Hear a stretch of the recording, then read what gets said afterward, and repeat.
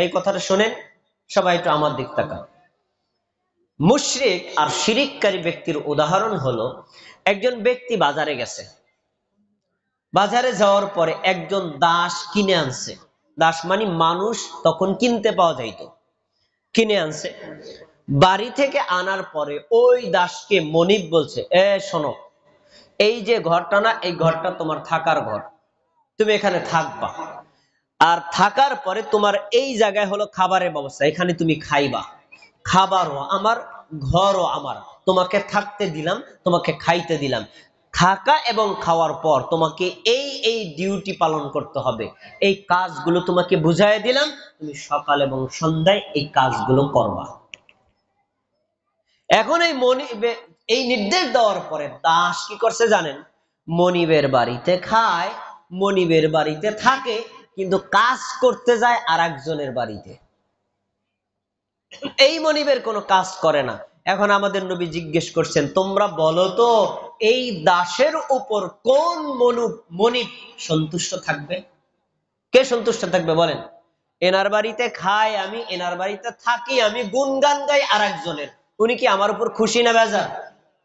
আল্লাহর নবী সাল্লাল্লাহু আলাইহি সাল্লাম বলতে চাইলেন, শোনো, আসমান সৃষ্টি করেছেন আল্লাহ, জমিন সৃষ্টি করেছেন আল্লাহ, তোমাকে সৃষ্টি করেছেন আল্লাহ, রিজিক দেন আল্লাহ, হায়াত দেন আল্লাহ, মৃত্যু দেন আল্লাহ, তোমার নিরাপত্তা দেন আল্লাহ, বিপদ থেকে উদ্ধার করেন আল্লাহ, সবকিছু করেন আল্লাহ, আর তুমি আল্লাহকে বাদ দিয়া পূজা করো অন্যের, আল্লাহ কি তোমার উপর খুশি থাকতে পারে? কখনো পারে না। তাহলে আমরা হাদিস থেকে বুঝলাম, আল্লাহর জমিনে থেকে আল্লাহর সাথে শিরিক করার চাইতে ভয়ঙ্কর অপরাধ দুনিয়াতে একটাও হতে পারে না। আমরা কি শিরিক করব? না। এখন শিরকের তিনটা প্রকার আছে, সংক্ষেপে বলছি যেন আপনারা একটু সহজে বুঝে নিতে পারেন। এক নম্বর হলো শিরকে আকবার, বড় শিরিক। দুই নম্বর হলো শিরকে আসগর, ছোট শিরিক। তিন নম্বর হলো শিরকে খফি, গোপন শিরিক। এই তিন প্রকারের শিরিক আছে।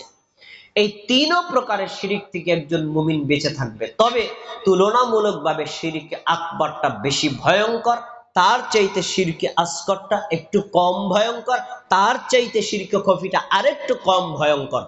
শিরকে আকবর আমি কিভাবে চিনব? চেনার তিনটা লক্ষণ কোরআনে উল্লেখ করা হয়েছে, খেয়াল করে শুনবেন। যেই পাপের মধ্যে চারটা বৈশিষ্ট্য থাকবে, ওই পাপটার নাম হলো শিরকে আকবর। এক নম্বর বৈশিষ্ট্য হলো, যেই পাপ করলে বান্দার অতীতের আমলগুলো নষ্ট হয়ে যায়। একটু আমার দিক খেয়াল করেন। আমার বয়স এখন